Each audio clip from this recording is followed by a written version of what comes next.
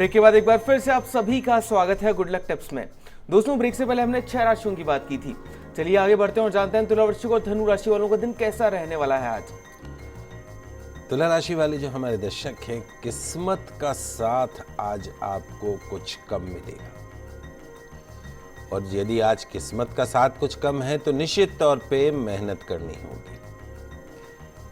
Court कचहरी के मामलों में आपका पक्ष मजबूत हो सकता है। आज के दिन की सफलता के लिए हरे मूंग भगवान गणेश जी को अर्पण करके दिन की शुरुआत कीजिएगा। अगली जो राशि वह है वृश्चिक राशि। वृश्चिक राशि वाले जो हमारे दर्शक हैं, आज आपके सामने जो भी आपने पास्ट में गलतियां की हैं, उन्हें गलतियों को सुधारने का एक अच्छा मौका आज आपको मिल सकता है।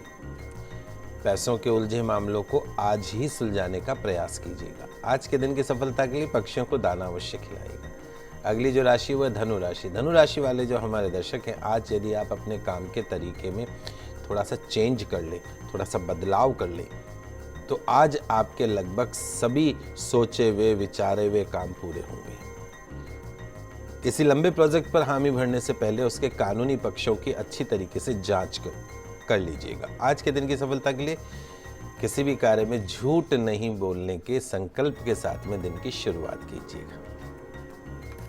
पंडित जी, अंतिम 3 राशियों की तरफ बढ़ने से पहले एक दर्शक हमारे साथ जुड़ गए हैं। गोपाल जी हैं सुजानगढ़ से, जो कि अपने एक रिलेटिव हैं इनके, देवी दत्त, इनके बारे में जानना चाहते हैं।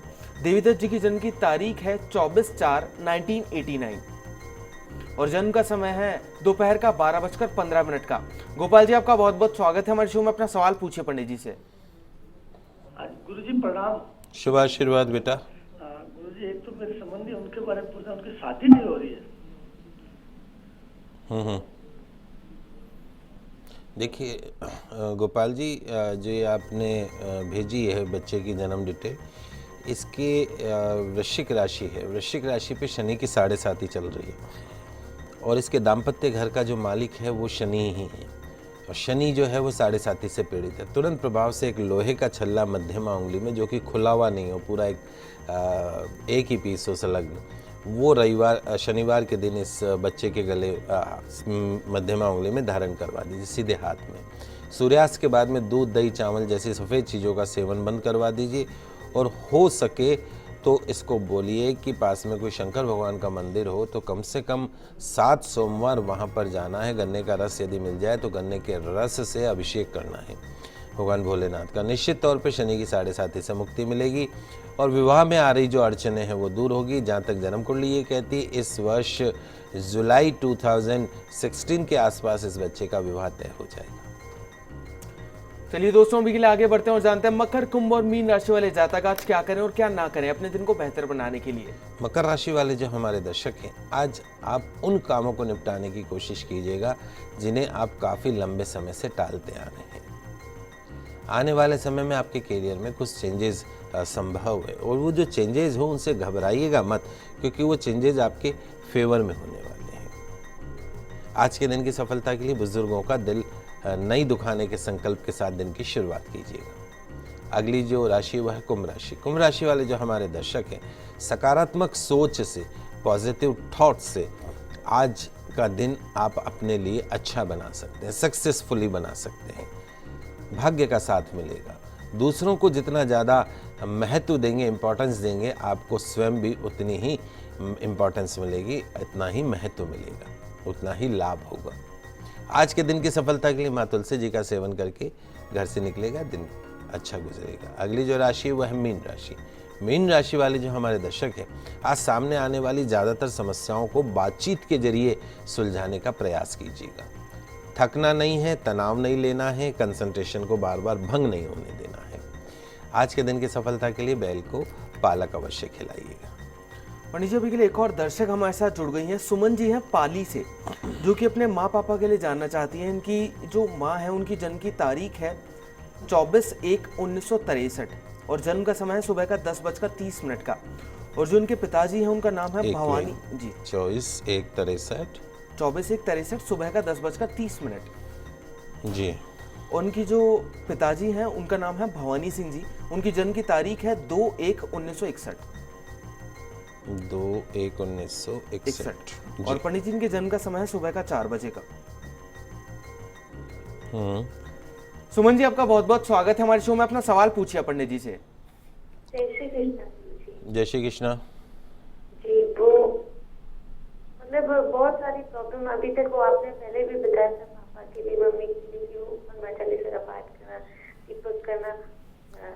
तो मतलब पापा तो करते तो है नहीं पाठ, तो मम्मी दीपक करते हैं, पाठ भी करते हैं जी का। अभी तक वो शांति वाली तो कोई बात सामने आई नहीं रही, फाइनेंशियल वाली तो प्रॉब्लम नहीं रही है। देखो बेटा, कब तक ये सब चलेगा?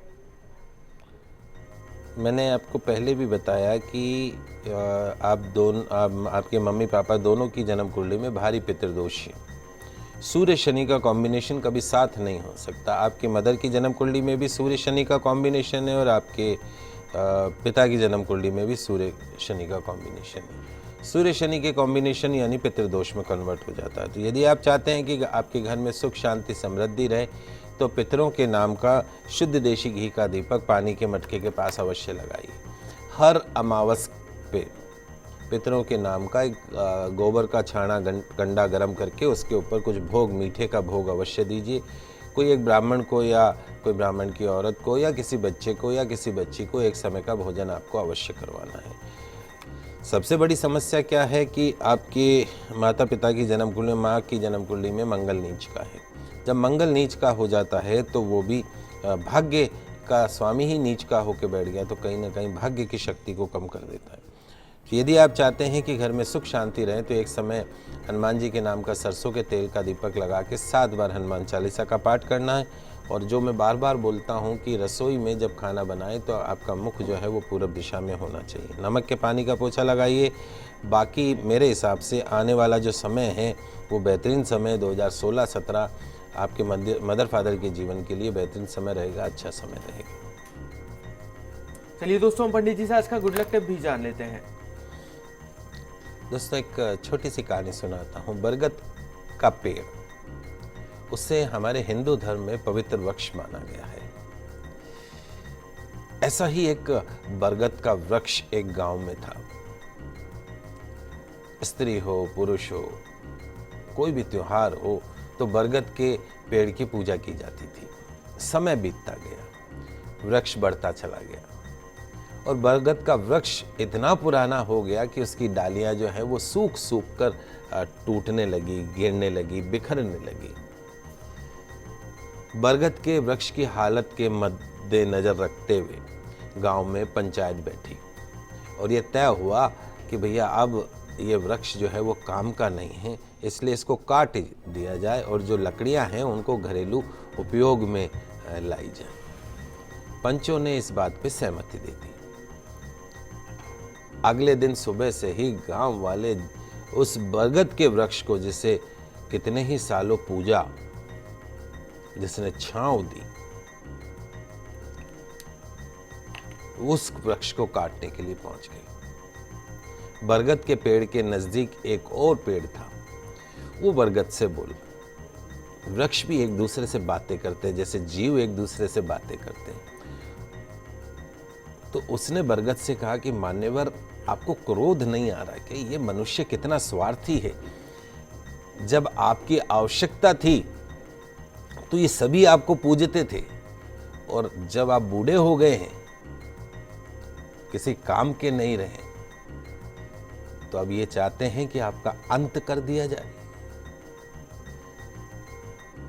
बरगद के वृक्ष ने कहा कि नहीं दोस्त, मैं प्रसन्न हूं कि मरने के बाद भी कम से कम इनके काम तो आ सकूंगा, इन स्वार्थी मनुष्यों के। ये परोपकार है।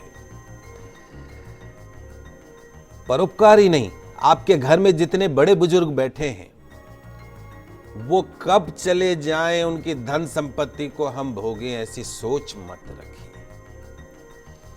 वो वृक्ष है, उनकी छाया है आपके ऊपर। जिस दिन चले जाएंगे उस दिन फूट फूट के रोगे, ढूंढोगे, पर वो मिलेंगे नहीं।